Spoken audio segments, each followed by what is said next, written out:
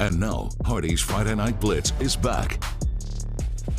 Well, we want to correct the score I gave earlier. It was actually Hermitage winning over Midlothian, so PH will host Hermitage next week in the playoffs. We have Miriam Chamberlain's in the house, and guess what? We're going to take a deep dive in Region 3D. You had a pair of games on the docket. Oh, yeah, of course I did. And the second seeded Florida Botetourt Cavaliers hosting the 7-seeded Cavs. Spring Knights, Cave Spring is in the playoffs for the first time since 2022. So. Yeah, a long time. But anyway, this is the first. It's crazy to think this is the first time these teams have ever met in the playoffs.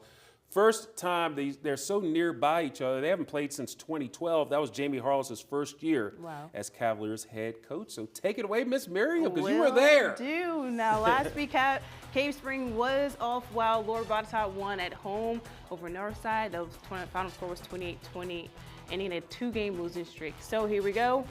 Here in the first, Quentin Jones put the Cavs on the board first, takes the snap, and outruns his defenders to find the end zone. 7-0 Lord Botetourt. Don't sleep on LB's Jones, though, just yet. Off the punt, Jones back down the sideline, taking this one 65 yards all the way to the house. Cavs jump ahead 14-0 to end the first. Second quarter now, Cavs, Angel Rigney with the QB keeper. Got to have Angel Rigney highlight. Exactly. That house call extends their lead by 21-0. That final score from Cavalier Stadium. Lord Botetourt 42, Cave Spring 7. You're not done yet, Mary. No, I'm not. Well, LB now gets the winner of the rematch of this regular season as the 3rd-seeded William Byrd Terriers host the 6th-seeded Bassett Bengals. Terriers lead at 21-3 at the half, so here in the third, ball's handed off to Zane Taylor. Taylor dodges a few tackles, zip and zag. He is way into the end zone. It's 28-3 William Byrd. Zip and zag? Quarter. You said zip and zag. Zip and zag. You okay, that's a new one. Bassett QB David Cook couldn't find anyone open, so he makes a run for it. Quick thinking for Cook because that'll be a Bengals touchdown, 28-10 Terriers. But the Terriers remain fighting here. Jamez Toller, who heads to the outside and secures another score as the Terriers go up 35-10. And the final score on this one, 38-10, with William Byrd coming out on top against Bassett. So. Well, Miriam, we're going to go to the hole in Ridgeway, the top seed in Region 3D. Magna Vista Warriors hosting the 8th seed, Abingdon Falcons. Falcons up 3-0, and now on the Magna Vista 25, it's Spencer Wellenhofer. That's a name for you. Goes to the air.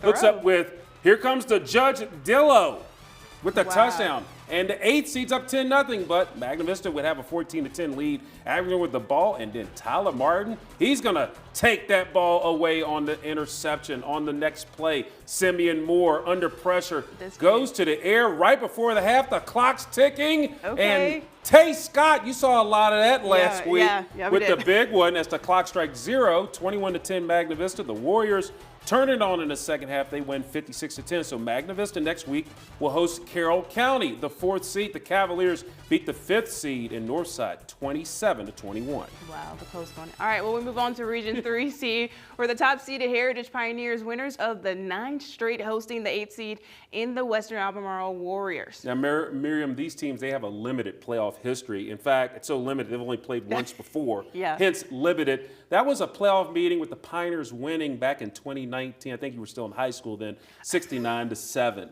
Maybe, maybe not. Anyway, let's go to City Stadium before she hurts me over here. Both teams looking to light up the scoreboard. Heritage got off to the early start here on the opening drive. The Pioneers, their running back Raycon Rucker, R-squared, takes it in 7-0 in favor of the Pioneers.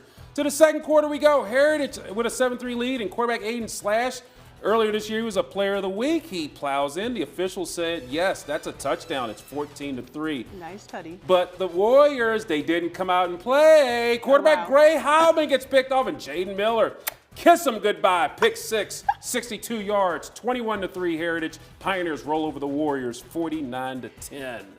All righty, Heritage will host against the winner of Allegheny Turner, which is obviously going to be that Turner Ashby. And the number 2 seed, Williamson Memorial, they wins it tonight, 41-29. That final score of 6th seed, and the defending Class 3 champs in Liberty Christian upsets 3rd seeded in Broadway 14-12. That was a low-scoring game, but LCA got it done. So LCA, they will actually visit Wilson Memorial next week. Meanwhile, you got more to read there. yeah, oh yeah, I'm just gonna letting let you have a you conversation. let me have here. one? Yeah. All right, We'll on let it deck. breathe a little bit. Yeah. On deck, everyone. Region 2C, we're the top seed in the Glenver Highlanders hosting the 8th seed in the Nelson County Governors. Now, Miriam, this is the first ever playoff meeting. Nelson County, their 7th playoff appearance, but they've yet to win one, so they're going for that. Meanwhile, Glenver rocking and rolling all season long, continue the hot streak. They try to carry it on to the postseason. Let's go out to Highlander heaven. If they're going to keep that unbeaten streak intact, they would have to do it without the services of All-State quarterback Brody Doyot. He suited up, but he was out with the injury. Glenver's defense said, no problem. The Highlanders forced an early turnover when quarterback of the Governors, Dylan Butler, muffs the handoff on the exchange, and Eli Durant fumbles it. And then Glenver's Ranger Swanson there to fall on the fumble. That led to the heroic Swanson again on the ensuing drive, calls his own number, takes it to the house, and that's a touchdown. Glenver with the lead. And then Nelson gambles on 4th and 2 on their own 45. Durant takes the handoff, but he stops short. Then the Highlanders, Kel Vaughn filling in for the injured Brody Doyot, hooks up with Jace Forrester, who takes it all the way down to the 1-yard line. And then guess who it is? Ranger Swanson, touchdown from 1 yard out. Highlanders up 14, and Glenver wins easily tonight, 50-0. Alrighty, Glenver gets the winner of the 4-5 game as the Radford Bobcats hosting Appomattox Raiders in the 6th playoff meeting. The Raiders lead 3-2. Peyton Dobbins, QB for Radford, passes to Demary Brown, wide receiver for passing TD, and 6 minutes left in the first quarter, 8-0 Radford. All right, Levi Mann for Appomattox starts with the ball. The ball is fumbled and recovered by Sam Long for Radford, making a touchdown out of that one with 11 minutes left in the second quarter. 15-0 Radford.